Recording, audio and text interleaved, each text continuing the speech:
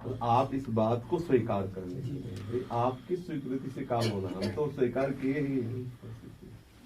जानने के बाद भी आपके से बार बार निकलता था। हाँ, अगर हमारी बस में चले तो राम सेवा आश्रम जाए और क्षमा मांगे। हाँ, मतलब जीव की बड़ी विचित्र गति है ना, समझ पा जी। आशीर्वाद काम बहुत काम कुछ बताइए। वैसे हृदय में तो प्रभु है, काम ने आपको मान रखा, काम की सत्ता नहीं। डिजायर्स विशेषकर स्त्रियों के प्रति मेरा बड़ा आकर्षण रहता है, क्योंकि आकर्षण रूप से श्री कृष्ण ही है, यही है सूत्र उसके काटने का। अगर उस स्त्री के अंदर से श्री कृष्ण नष्ट अंतर ध्यान हो जाए तो आप उस स्त्री के कितने दिन पास शरीर रख सकते हो। जो सुंदरता है, जो आकर्षण है, जो सुख की अनुभूति सी लग रही है, वो श्री कृष्ण की। और जिस दिन आप सब में श्री कृष्ण मानने लगेंगे उसी दिन काम नष्ट हो जाएगा, क्योंकि श्री कृष्ण को जहां हम नहीं देखते वही काम होता है, और जहां श्री कृष्ण को देखेंगे वहां काम रह नहीं सकता। और श्री कृष्ण में ही काम है, श्री कृष्ण का बेटा है ना काम है, प्रद्युम्न रूप में अवतरित हुआ ना, मतलब श्री कृष्ण ही अपने अंश से काम रूप में है। जब तक श्री कृष्ण रूप को नहीं देखोगे तब तक काम है, और जिस दिन श्री कृष्ण का रूप देखना प्रारंभ कर दोगे उसी दिन काम का नाश हो जाएगा, दूसरा कोई उपाय नहीं। अवस्था कैसे आ जाए? रोज अभ्यास करो, नाम जप करते हुए जिस किसी स्त्री में देखो तो पुकारो कि हे नाथ। देखो भगवान ने मोहिनी रूप धारण किया तो दैत्य लोग तो मोहित हो गए, लेकिन देवता नहीं मोहित हुए। क्यों? देवताओं को पता था भगवान श्री कृष्ण, पता था ना, इसलिए नहीं मोहित हुए। और एक कटाक्ष में देवताओं ने अमृत का कलश दे दिया ला। जिस दिन तुम ये मानोगे कि स्त्री में श्री कृष्ण है उसी दिन आप मोहित नहीं होगे। और आप किसी भी स्त्री में जब मोहित हो तब देखना आप उसको श्री कृष्ण नहीं मान रहे हैं, इसीलिए मोहित हो रहे हैं। और जहां मानो तो आप पुकारो हे नाथ आप ही हो, मैं समझ नहीं पा रहा, हे मेरे प्राण प्यारे श्री कृष्ण मुझ में ऐसा ज्ञान दो कि मैं आपको पवित्र दृष्टि से देखूं। प्रणाम करो भावना से, और वो चेष्टाएं ना करो जो चेष्टाएं आपको श्री कृष्ण से विमुख करने वाली हैं। विपरीत भावना का त्याग करो तो आप देखोगे श्री कृष्ण अनुकूलन भावना से ही आपके हृदय में भाव बढ़ने लगेगा। इसमें विद्वता की आवश्यकता नहीं, इसमें भावना की आवश्यकता है। अगर भावना करने में हम सुदृढ़ हो जाए तो अभी हमें भगवत प्राप्ति हो जाए, अभी। पर हमारी भावना संसार की है, ये स्त्री है, लड़की है, बूढ़ा है, बुढ़ी है, पशु है, बुरा है, ये अच्छा है, यही है संसार। भगवान ने गीता जी में कहा विद्या विनय संपन्ने ब्राह्मणे गवि हस्तनी स्वनिचय सुपाके च पंडिता संदर्शिला। वही ज्ञानी है जो मुझे विद्या विनय संपन्न ब्राह्मण में, गाय में, हाथी में, चांडाल में, कुत्ते में, सब जगह मुझे देखता है। तो भगवान ही है।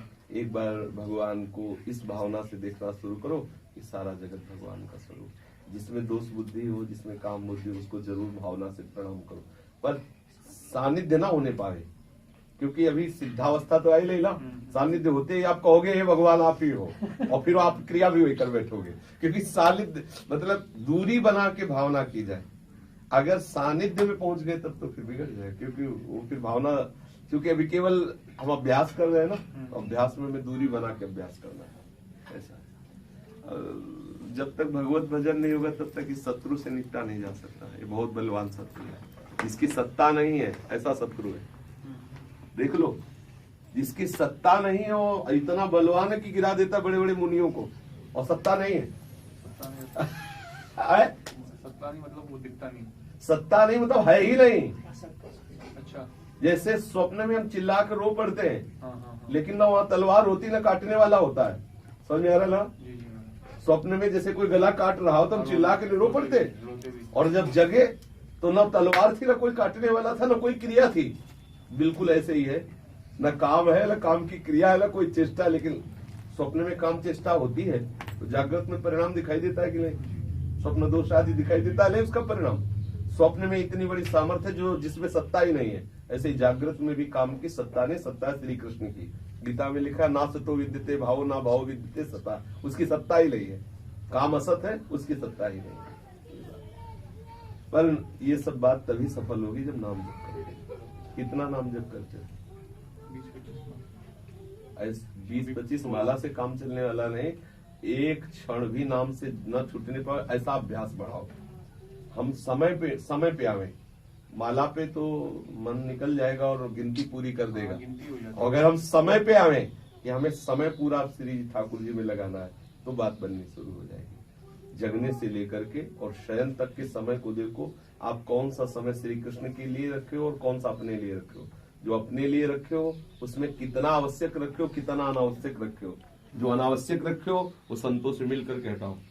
अगर स्वयं ना हटा पाओ तो संतों से मिलो, और उन संतों से मिलो जिनमें आपको लग रहा है कि इनके विवेक, इनके विचार इनकी कृपा से नष्ट हो जाएगा, तो आपको साधन बता देंगे कि इस तरह से इसको छोड़ दो। समझ में आया ना?